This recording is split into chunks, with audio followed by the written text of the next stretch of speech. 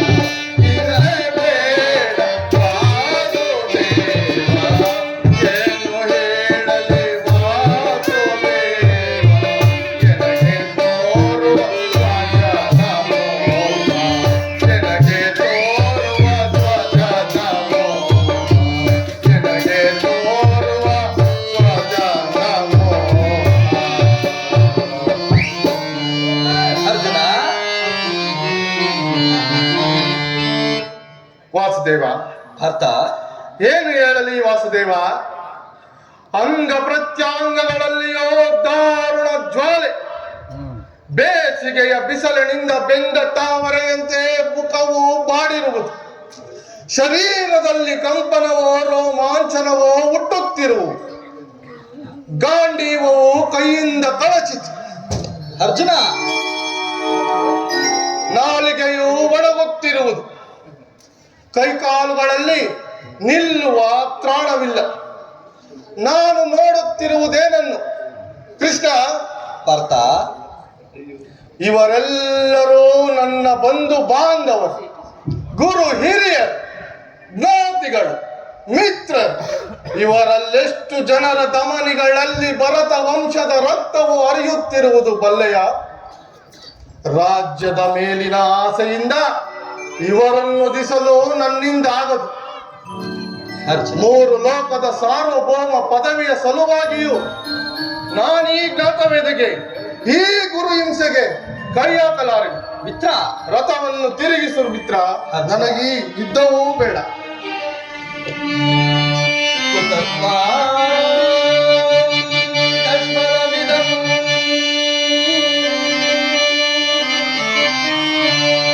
ಕುತಸ್ವಾ ಕಶ್ಮಲಮಿದಂ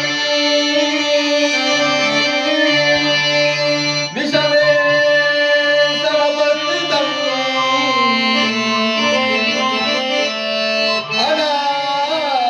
ಅನಾರ್ಯ ದುಷ್ಕಮ ಸ್ವರ್ಗಮ ಕೀರ್ತಿಕರಂ ಅರ್ಜುನ.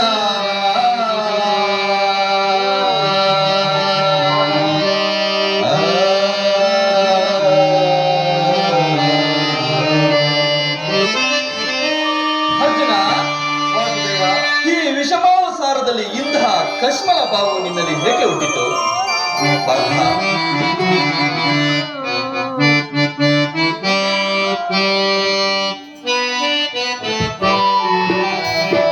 ಮೋಹವೇ ಗೋಪಾಲ ಸಾಟಿ ಅನಾಥ, ಮೋಹವೇ ಗೋಪಾಲ ಸಾಗಿ ಅನಾಥ, ಸಾಹಸಿಯೇ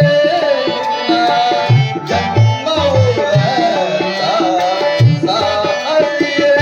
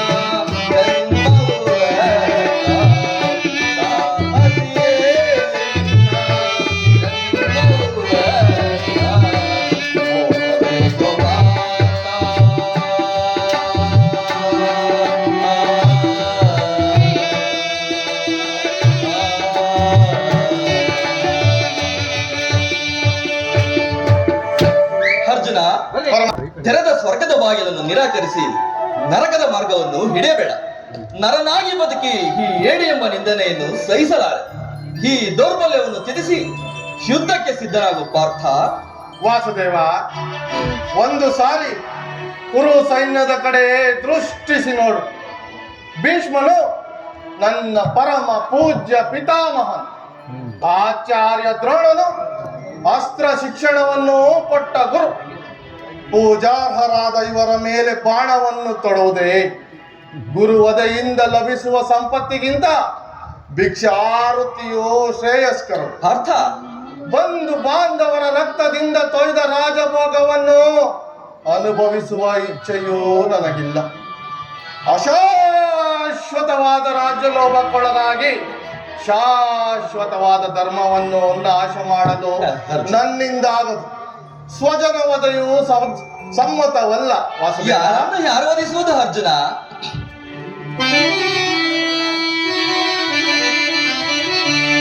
ದೇವಿನೋ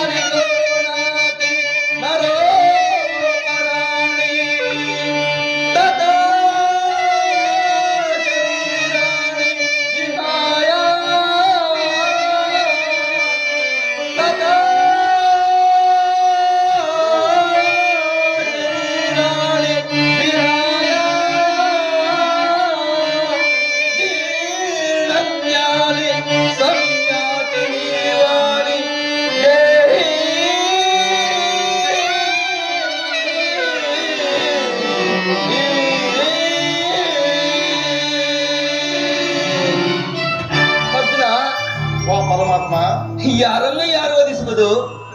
ಹಳಿವಿಲ್ಲದ ಆತ್ಮವನ್ನು ವಧಿಸುವುದು ಅಸಂಭವ. ಮನುಷ್ಯನು ಹರಿದೋದ ಬಟ್ಟೆಗಳನ್ನು ಬಿಸಿಟ್ಟು ಹೊಸದಾದ ಬಟ್ಟೆಗಳನ್ನು ಧರಿಸುವಂತೆ ಆತ್ಮನು ಜೀರ್ಣವಾದ ದೇಹವನ್ನು ತ್ಯಾಗ ಮಾಡಿ ಬೇರೊಂದು ದೇಹವನ್ನು ಆಶ್ರಯಿಸುವುದು.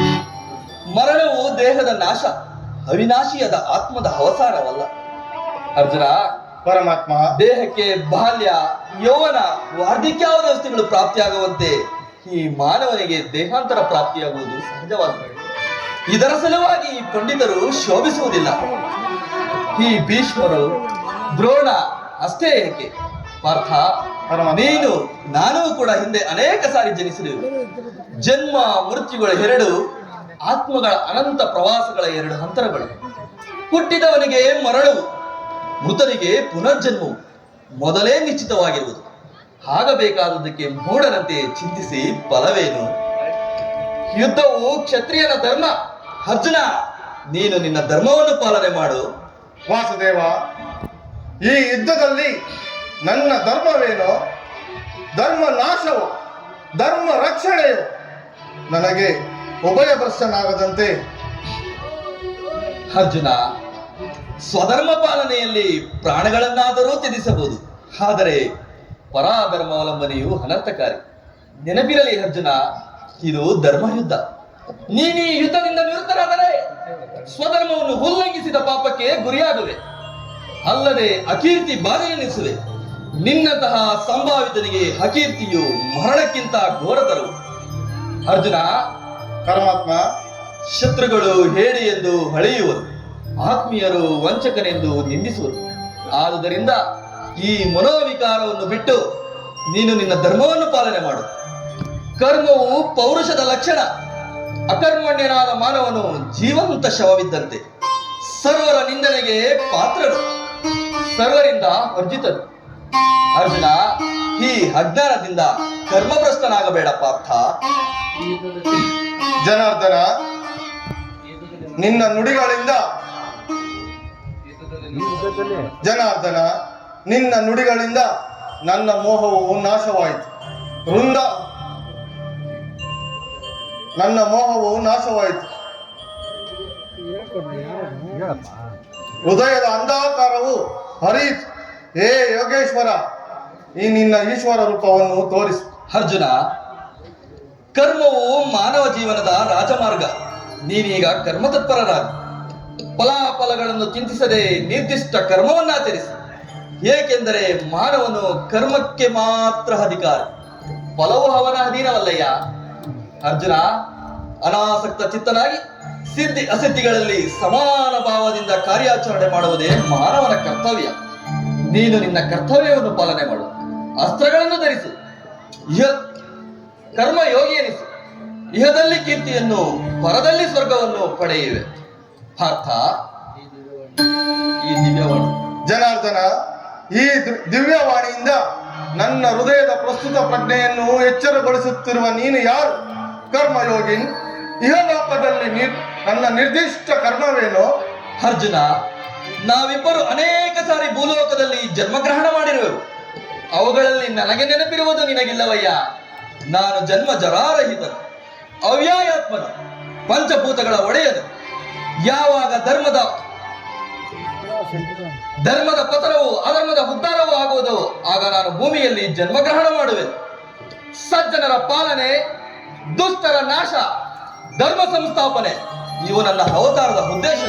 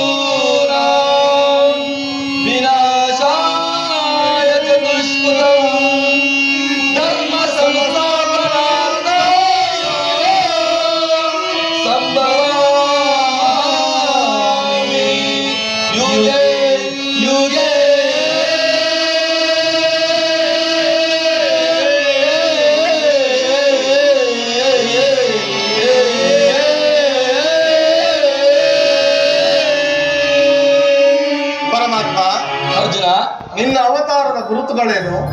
ನಿನ್ನನ್ನು ತಿಳಿಯುವ ಬಗೆಗೆ ಉತ್ತರವನ್ನು ಕರುಣಿಸು ಮಹಾಮಹಿಮ. ಅರ್ಜುನ, ನಾನು ದರಿದ್ರಿ ಎನಿಸಿ, ಮಾಯಾರೂಪಿ ಎನಿಸಿ ಸರ್ವ ಪ್ರಪಂಚವನ್ನೂ ಧಾರಣೆ ಮಾಡಿರುವೆನು. ಜಲರೂಪದಿಂದ ಪ್ರಾಣಿಗಳಿಗೆ ಜೀವವನ್ನು ಕೊಡುವೆನು. ಅಗ್ನಿಮಯವಾಗಿ ಅವುಗಳ ಶಕ್ತಿಯನ್ನು ವರ್ಧಿಸುವೆನು. ವಾಯುವೆನಿಸಿ ಚಲಿಸುವೆನು.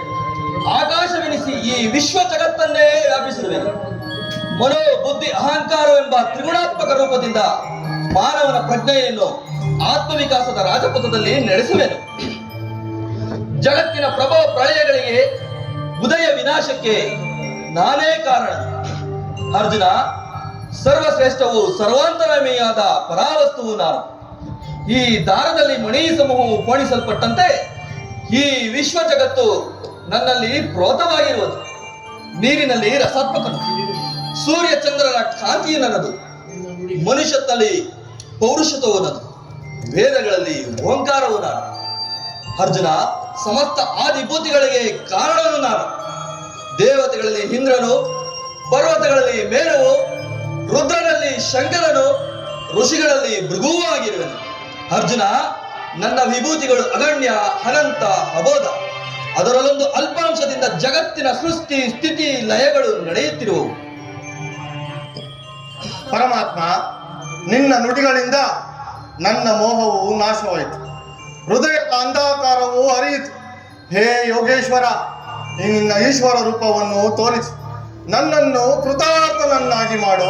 ಅರ್ಜುನ, ಕರಾಳ ಕಾಲ ಸ್ವರೂಪನಾದ ನಾನು ಈ ಕುರುಕ್ಷೇತ್ರದಲ್ಲಿ ಸಮ್ಮಿಳಿತರಾಗಿರುವ ಸಮಸ್ತ ಯೋಧರನ್ನು ಒಂದೇ ಸಾರಿ ಆಪೋಷಣ ಮಾಡಿ ಉದರದಲ್ಲಿ ಧರಿಸಿಟ್ಟುಕೊಳ್ಳುವೆನು. ನೀನು ನಿಮಿತ್ತ ಮಾತ್ರಕ್ಕೆ ನನ್ನ ಸಹಾಯಕನಾಗಿ ನಿಲ್ಲು. ಯುದ್ಧದಲ್ಲಿ ಜಯಶಾಲಿಯಾಗುವೆ, ಕೀರ್ತಿಯನ್ನು ಗಳಿಸುವೆ. ತಥಾಸ್ತು. ನೋಡು, ನನ್ನ ಈಶ್ವರ ರೂಪವನ್ನು ದರ್ಶನ ಮಾಡು. ಆಹಾ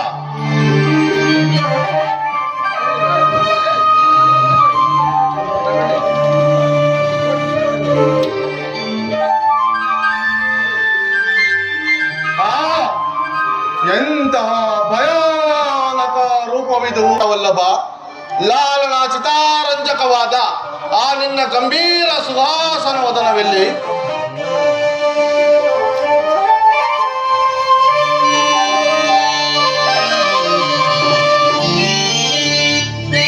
ಕಮಲನ ಬಹರಿ ಶ್ರೀ ವಾಸುದೇವ.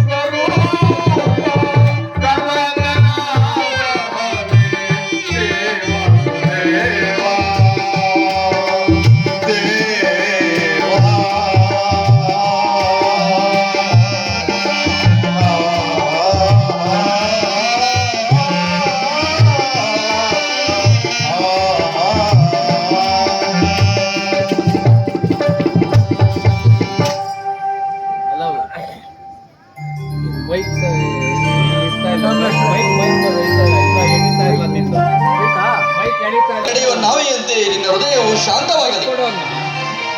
ಈ ಕುರುಕ್ಷೇತ್ರದ ರಕ್ತದ ಪ್ರಳಯದಲ್ಲಿ ನಿನ್ನ ನೌಕೆಯು ಪಥಭ್ರಷ್ಟವಾಗದಂತೆ ಸುರಕ್ಷಿತವಾಗಿ ದಡವನ್ನು ಮುಟ್ಟಿಸಲು ನಾನು ಕರುಣಾಧಾರನಾಗಿ ನಿಲ್ಲುವೆನು.